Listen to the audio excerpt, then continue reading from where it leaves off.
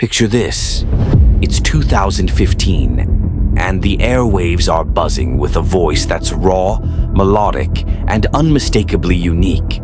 A guy with one eye, a head full of dreads, and a knack for turning heartbreak into hooks is everywhere.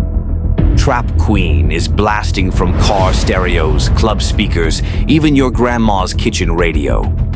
Fetty Wap, real name Willie Junior Maxwell II, wasn't just a rapper, he was a phenomenon. But fast forward a decade, and the man who once had the world singing 1738 is sitting in a prison cell, his fortune gone, his friends nowhere to be found.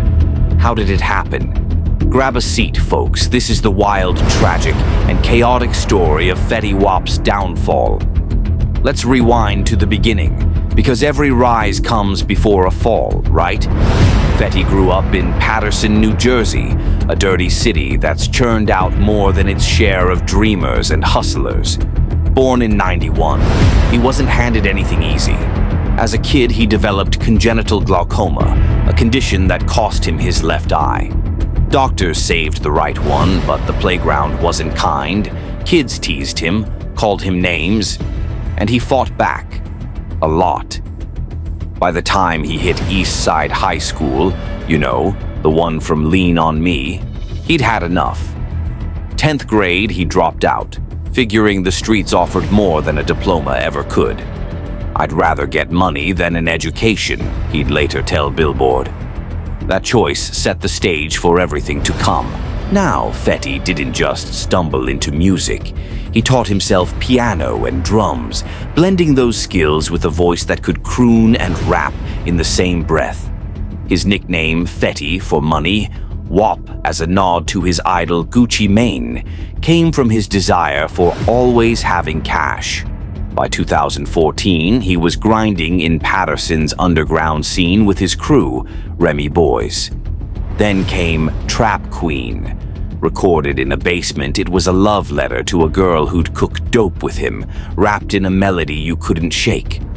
Uploaded to SoundCloud, it caught fire, slowly at first, then like a wildfire. An intern at 300 Entertainment heard it, and boom, Fetty had a deal. 2015 was his year. Trap Queen hit number 2 on the Billboard Hot 100. Then came 679, My Way. Again, hit after hit, all charting, all platinum. His self-titled debut album dropped that September and went straight to number 1.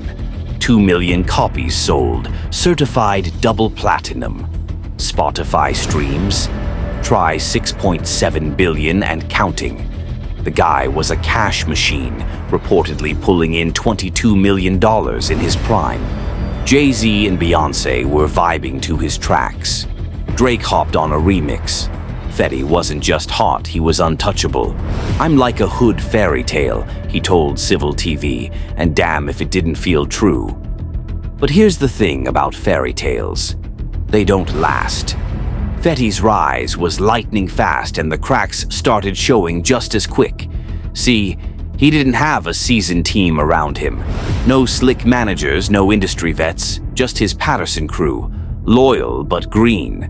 "The people I had around me wasn't experienced," he'd later admit to Fat Joe. He called it homeboy management, and it was a recipe for chaos. His label, 300 Entertainment, pushed him hard after that first album, squeezing out singles like juice from an orange. Too many hits, too fast. Fans loved the sound, but it started feeling samey. Meanwhile, his second album, King Zoo, got stuck in limbo. Delayed, reworked, delayed again. By the time he dropped Different Now in 2019, the hype was gone. He'd lost 70% of his audience, and the charts didn't care anymore. Money was still rolling in though, millions of it, and Fetty spent it like water. The guy had a taste for the fast life, and who could blame him? Growing up in Paterson, he'd scraped by, hustling for every dollar. Now, with $22 million in his pocket, he was making up for lost time. He bought 72 cars. Yeah, you heard that right. 72. Ferraris, Lambos, a fleet that'd make any dealership jealous, reportedly costing him $1.44 million. I wanted to live like a rock star, he once hinted in an interview with The Breakfast Club. He'd roll up to the club, entourage in tow, engines roaring like a soundtrack to his reign. Flights, clothes, rent, he covered it all for his friends too. Private jets to Miami, designer drip for the whole crew, cribs they didn't even have to chip in for. I spent it all on them, he'd later reflect, a mix of pride and regret in his voice. Loyalty was his code, but it came with a price tag he didn't see coming. Then there were the kids, 6 of them, with 6 different women. Fetty didn't shy away from fatherhood. He loved his babies. But child support, diapers, and drama don't come cheap. His daughter Xaviera, born in 2015, his son Zai from 2016, Lauren in 2017, the list grew fast. Each relationship added layers to his life, and the tab kept running. I'm a family man, he'd say, but balancing that with fame? A tightrope he kept slipping off. He was living large, a king in his own mind, tossing cash like confetti at a parade. Mansions, jewelry, $100,000 chains just because he could afford it. But here's the catch. He wasn't building a foundation. No investments, no savings, no safety net. It was all flash, no substance. Bad business deals piled up like unpaid bills. In 2017, he accused an assistant of stealing $250,000 straight out of his bank account. Greed and selfishness, he called it in a furious Instagram post, voice shaking in a live stream. You'd think he'd cut ties right then, but nah. Fetty's heart was too big, or maybe too naive. He kept the same circle, the same homeboy management he'd trusted since Patterson. That assistant wasn't the only one dipping into the pot either. Rumors swirled of promoters shorting him on show money, friends borrowing stacks they never paid back. I didn't know who to trust, he told Fat Joe years later, eyes heavy with hindsight. The cash started drying up. Millions don't last when you're the ATM for a whole squad. And the friends? The ones he'd flown out, dressed up, housed? They didn't stick around. No visits when the checks stopped, no calls when the spotlight dimmed. They was only there for the money, he'd lament in a 2023 prison interview with XXL. It was a slow bleed, cars repossessed, accounts dwindling, and Fetty, the king of 1738, was left holding a worthless crown. Then life hit harder. In 2021, his 4-year-old daughter Lauren passed away, a gut punch that left him reeling. He poured his grief into The Butterfly Effect, an album honoring her, released that October. It was raw, personal, and good. Critics liked it, fans too, but it didn't chart. Timing was off. Just days after dropping it, Fetty was arrested at Citi Field before a Rolling Loud show. The charge? Conspiracy to distribute drugs, heroin, fentanyl, cocaine. A multi-million-dollar operation stretching from the West Coast to Long Island. He pleaded guilty in August 2022, admitting he'd been a kilogram-level redistributor. On May 24, 2023, a judge sentenced him to 6 years in federal prison. Release date: March 13, 2027. Why'd he do it? Fetty's own words tell the story. The music wasn't really doing that good, he told XXL from behind bars. I'm putting out music, but nobody's paying attention, so I'm like, man, forget it. I'ma go back to what I know how to do.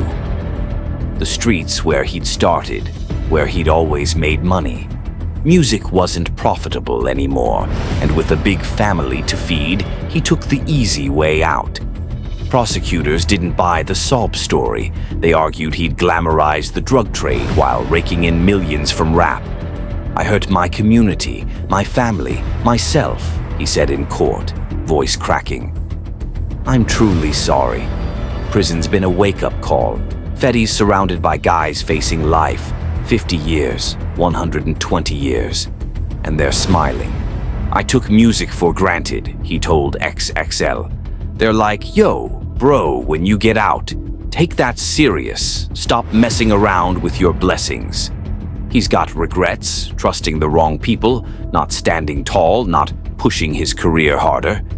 It's my fault for involving myself with people like that, he said. The friends he bankrolled? Not a single visit. Posts on X from 2025 say it all. So, where's he at now? March 16th, 2025, and he's still locked up. Rumors of an early release floated around in February, but he shut them down quick, reposting his sister's words. He's not out yet.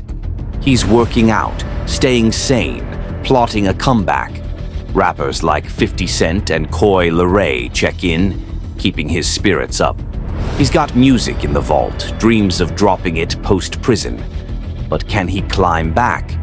The industry's moved on, new sounds, new stars. King Zoo finally dropped in 2023, but it wasn't the game changer he'd hoped. Fans still love Trap Queen. It's diamond certified, a classic, but nostalgia doesn't pay the bills. Fetty Wap's story isn't over, but it's a cautionary tale. Talent took him to the top, but inexperience, loyalty to the wrong crew, and a return to the streets brought him back down. He had the world in his hands, $22 million, a voice like no other, and let it slip. I don't blame nobody but me, he said. That's the human part of it, owning the mess you made. Will he rise again? Maybe. But for now, he's a king in a cage, a hood fairy tale with a dark twist.